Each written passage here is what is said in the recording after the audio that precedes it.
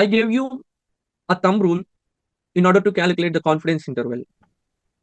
I'll let you know the procedure of calculating the confidence interval, but by considering the thumb rule which I gave you, so add these two values, 56.25 and 63.75. What is the summation of this? 120. All right. And for the second one, second, I believe the second option is wrong. It is 63.81. Also, this is 120. Okay. And the third one, 0.1. Okay. And the fifth one, 100. Okay. Okay. So as I said, when you sum up the confidence interval limits, it should be twice of the mean which they gave in the question. Okay, let me read the question for you. Suppose you have a sample of 12 observations with the details as follows. It means that the value of n, what they gave is 12.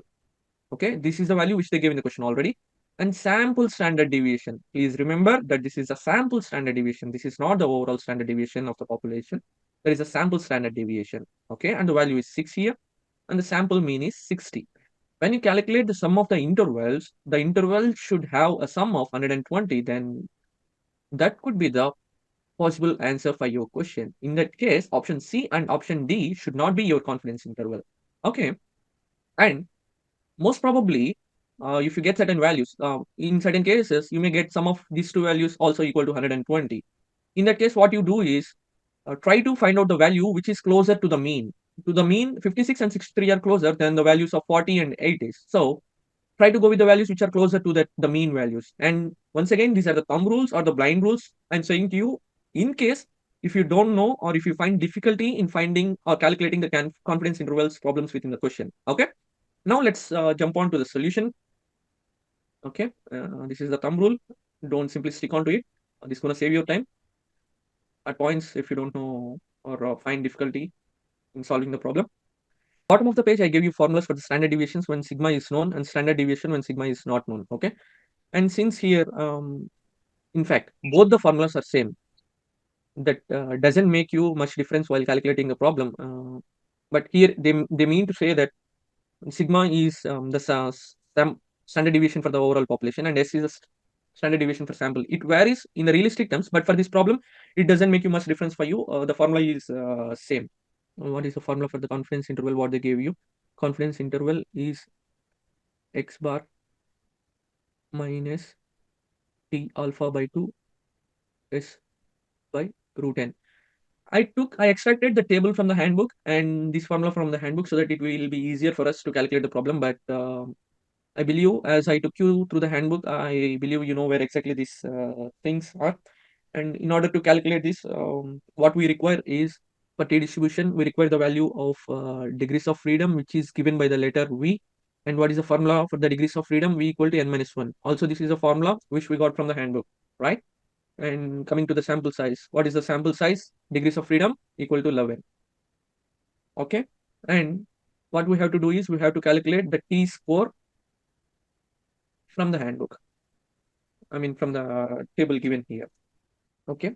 Using this t-distribution table, the t-score for 95% confidence interval and 11 degrees of freedom. Let us see how exactly it is. We got the degrees of freedom as 11. So this is the degrees of freedom as 11 and the alpha value. How we can calculate this? Since they ask us to calculate the 95% confidence interval, it will be 1 minus 0.95. And what is the value? This is 0.05. But still, as per the formula, it is T alpha by 2. And for 11 degree of freedom and 0.05, this is supposed to be your, that is your T alpha. Okay. But as per the formula, we want T alpha by 2, which is 2.201. Okay. Please do not take 1.796 when you calculate the formula as it is matching the table. You have to go for the T alpha by 2. I am emphasizing this minute thing may get you the variation in the answer. Okay. And probably what I believe is with respect to the T alpha value 2, you will be given an option or answer within the options. So make sure that you take the right value. Okay. And let's calculate the values of T alpha by 2 s by root n first. Okay. What is the value of T alpha by 2 here? Okay. And what is the sample standard deviation that they gave us? 6. Okay. Under root, sample size is 12. What is the value of this? The value is 3.81 for this fraction. And okay, now confidence interval, it will be x bar plus or minus e alpha by 2 into s by root 10. That is 60 plus or minus 3.81. So that gives you an answer of 60 minus 3.81, comma 60 plus 3.81. Okay, this is your range of confidence interval. Okay, and I believe that is option B, right? So 56.19 and 63.81. Okay. As I said, when you sum up these two values or these two limits or the range values of the confidence interval, it should be the double of sample mean. Okay. I hope this is clear for you. And don't worry that this concept is a little hectic, but as you go on the practice problems or as you pass through the practice questions, then it will be easier for you to understand.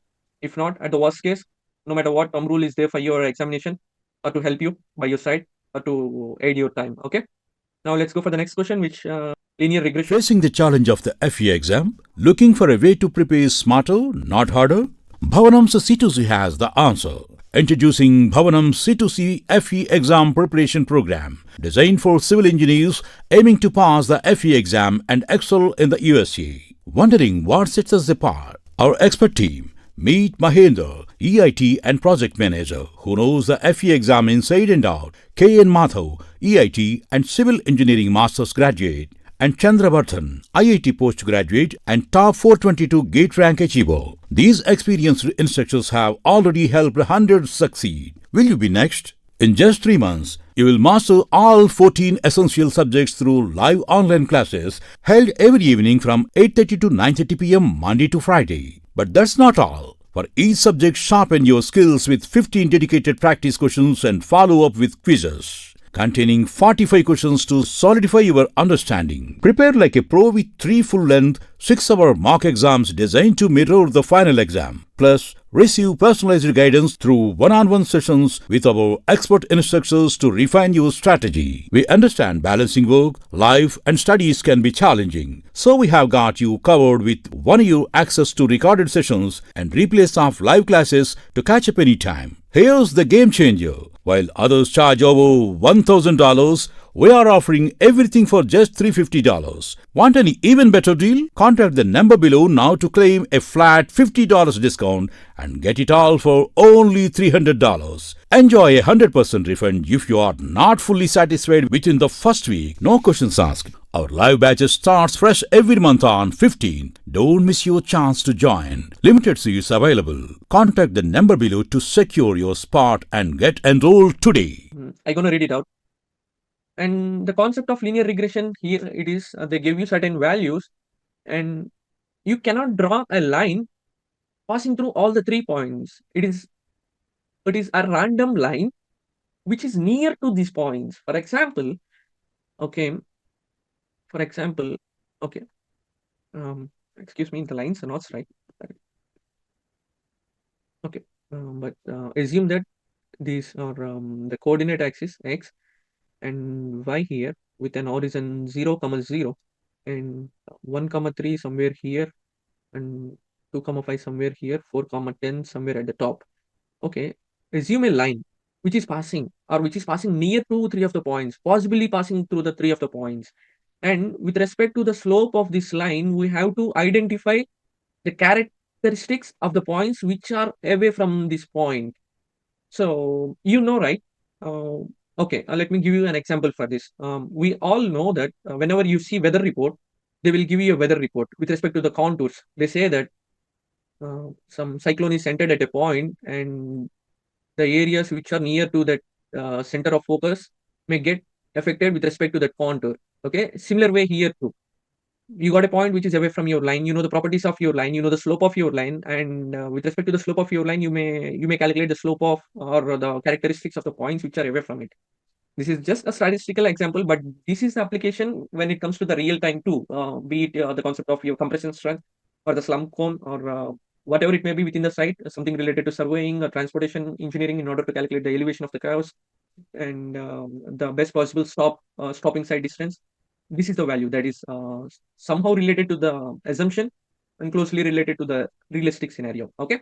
As I said, if you remember a couple of minutes back, I told you what we have to do for the linear regression. We have to separate the x and y values as per the given coordinates. The given coordinates are a, b, and c with the values 1, 3, 2, 5, and 4, 10 as your x and y coordinates. Okay. What they ask us in the question: a straight line is plotted through the given points by using a linear regression. Determine the slope of the line to the closest value. Points are A 1, 3, 2, 5, and C 4, 10. Okay. In order to find the slope, we can go through the handbook and we can find out the formula that is available within the page of a linear regression. So y equal to bx plus a, right? You remember the straight line equation, right? Y equal to bx plus a, in which the slope value, in order to find the slope, it is b, right? So here similarly, in order to calculate the slope is b, and it is the formula as you said. It is s to xy given by s to xx, and the formula of s to xy and s to xx is given from the handbook, that s to xx is the summation of x square minus 1 by n summation of x whole square. And also similarly, there is a formula of sxy. It is summation of xy minus 1 by n of summation of x into summation of y. Don't remember the formula by yourself. This formula is available within the handbook. Okay. I just took these values from the handbook, writing here, scribbling them down here. So what you want here? You want the summation of xy, summation of x, summation of y, summation of x square, summation of x whole square. Okay. This is the summation. Okay. What is the summation of x values? 1 plus 2 plus 4. 3 plus 4. It's 7, right? Okay. Summation of y. Then that's 18, right? And what is the next value we want here? First, we have to calculate the product of xy. Okay. Which is 1 into 3 equal to 3, 2 into 5 equal to 10, and 4 into body, right? And now let's go for x square. Square. Okay. 1, 4, 4, 16. And what is the sum of this? 21. Okay. And we got all the values, and summation of x whole square, it's gonna be 7 square, which is equal to 49. Okay. So and please understand the difference here. Summation of x square, that is 21. There is a difference in between summation of x square and summation of x whole square. Please do not confuse yourself for this thing. And this is quite easy. Linear regression, it seems to be difficult because of the formulas of the summations, but it is that easy when it comes to the problem solving. And here they will give you the numbers like I equal to 1 to 3 or n equal to 1 to 3. So similarly here, they may give you n equal to 1 to 3 within the formula of handbook. Do not confuse for that. It means that from the first value to the last value, nothing much. Okay. But do not consider that the problem is difficult. This problem is quite easy. All you have to know is the concept of application. That's it. How exactly it has to be done. Now, okay, summation of xy, it is 53 minus 1 by n. Okay, here the sample is 3 and the value is 3. Okay, summation of x is 7. Summation of y is 18 divided by summation of x square, that is without bracket, which is 21, minus 1 by 3 summation of x whole square, that is 49, right? So what is the answer for this? As per the given question, they asked us to find out the slope and we got the value as 2.3. That's it. We are done with the question. But in some cases, they may ask you to find out the concept of y-intercept, which is the value a. In order to find out the value a, you want the slope. Okay. And after getting the slope value, you have to substitute those values within the given formula or the formula of linear regression. So that is how you will get it. Here, y bar, it refers to the summation of all the y variables divided by number of sample, which is the sample here is 3.